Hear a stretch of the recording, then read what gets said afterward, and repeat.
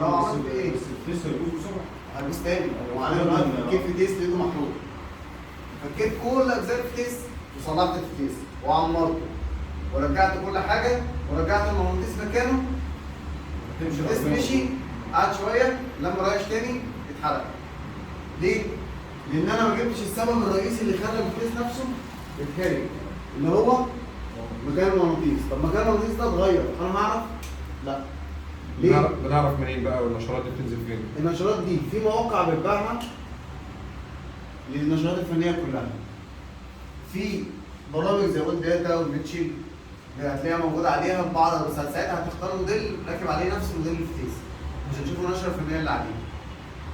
هتلاقي مواقع شركات لو حد معاه اكونت في شركه بينزل له نشره فنيه. بس طبعا هو محدش بيبص عليها ولا حد بيراجع، بس اللي بيراجع بيفرق معاه جدا. يعني هنا مثلا دي نشره فتيس حاجه كده هو خلاص مجرد بس ان انا مغناطيس هغير مكانه حليت مشكله فتيس. انا لو عمرت او خسرت فلوسي وخسرت القطع الغيار وخسرت كل حاجه وترجع تحصل تاني. طب انا عندي هنا كده الفتيس بتاع هو هنا مثلا دي نشره فنيه بتاعت هونداي نازله على الفتايس 6 غيار ومديك كل انواع الفتايس اللي هي نازله عليها. منها هنا في مصر الام دي الفتيس 6 نقله. دي 6 نقله. والاكسنت ار بي.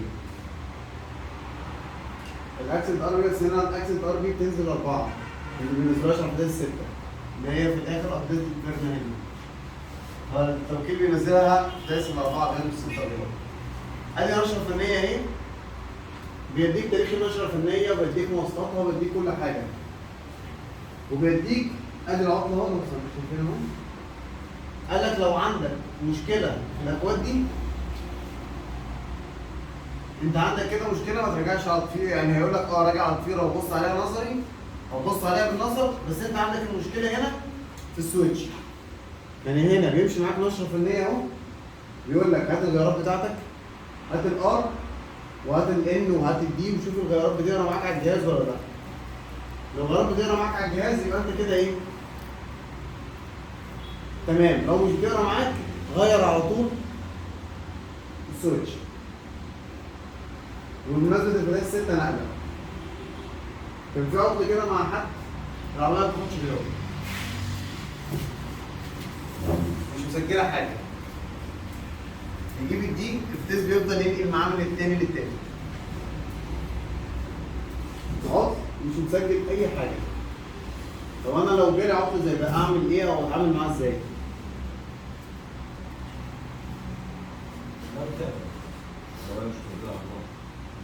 هقرا في اللايف داتا؟ واقرا السويتش واقرا المانيوال بتاع السويتش.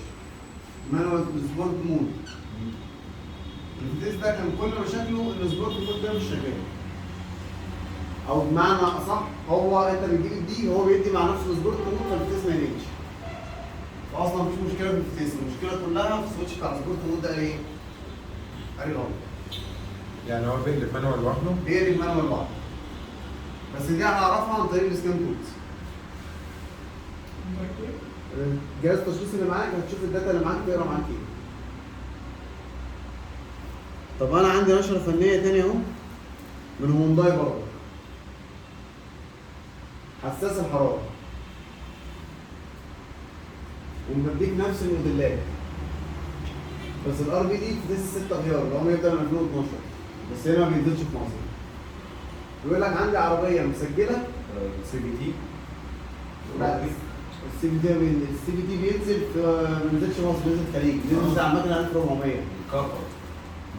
ما بينزلش هنا في بينزل على مصر. زي السولارس اللي هي نفس الاكسنت ار بي سولاريس بس بتبقى نازله هي بينزل قطع غيار هنا مش موجود. هو في السودان اغلبيه في الخليج نزل منها شويه. بيقول لك لو عربيه جايه مسجله معاك ستيكر اللي هو 711 و12 13 اللي هو باختصار عربيه بتسجل معاك حساس حراره. هينور معاك تشيك انجن فبتسجل معاك حساس حراره. هل بقى عيب حساس ولا عيب ضفيره؟ انا هرجع ابص على النشره الفنيه دي كانت لسه نازله ب 2012 هيقول لك راقب قرايه الحساس على الجهاز. بعد ما تراقب قرايه الحساس هيديك بقى خطوات الفك. اللي انت اول ما هتبدا تفك الكركيره هيديك المسامير اللي هتبدا تفكها.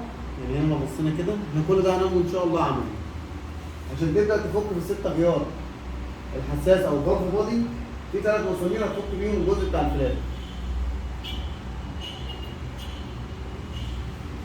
وبعد كده هيديك الاماكن اللي موجوده هتفك منها المسامير عشان تفك الفالف بودي. وبعد كده هيقول لك المشكله هنا عندي كلها الفلاته نفسها، فبيقول لك ان انت هتغير فلاته مع حساس ايه؟ حراره. بدل نزل بس في حاجه بقى معروفه جديده. الجديد بتاعنا نزلوها حساس حراره واحد. ما هي دي نازله على الفيل في منها بيت الاول. فهو لا في الجديد، هو دلوقتي زمان كان بينزل هي كلها حته واحده. في حاجه بقى مهمه جدا في التي اس بي. التي اس بي لو العربيه عميل جالك وانت عرفت ان عليها تي اس بي في الضمان بيعملها ببلاش في التوكيل. لو خارج الضمان حتى لو هو عارف صناعه يعملها على حسابه. فعشان كده لو جالك عربيه وانت عارف انها تي اس بي وعربيه ضمان، قول له ارجع ده ايه؟ ليه الحق فيها. عدى الضمان لا اعملها له ايه؟ عمل.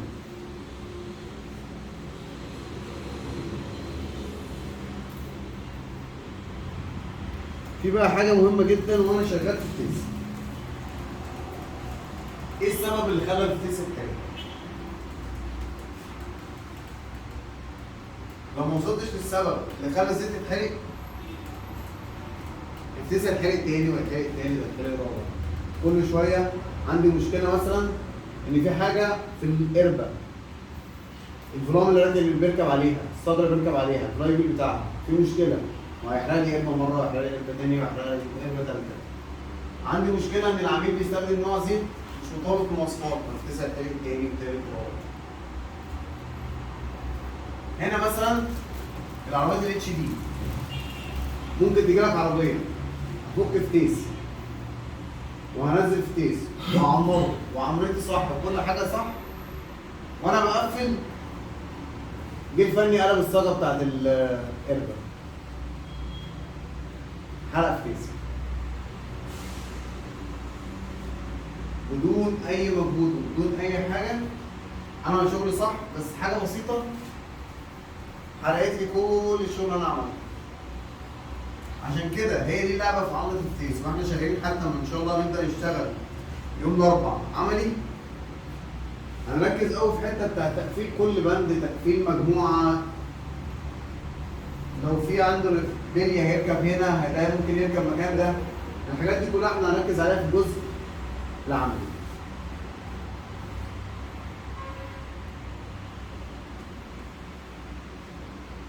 هنا كده كاجزاء في تيس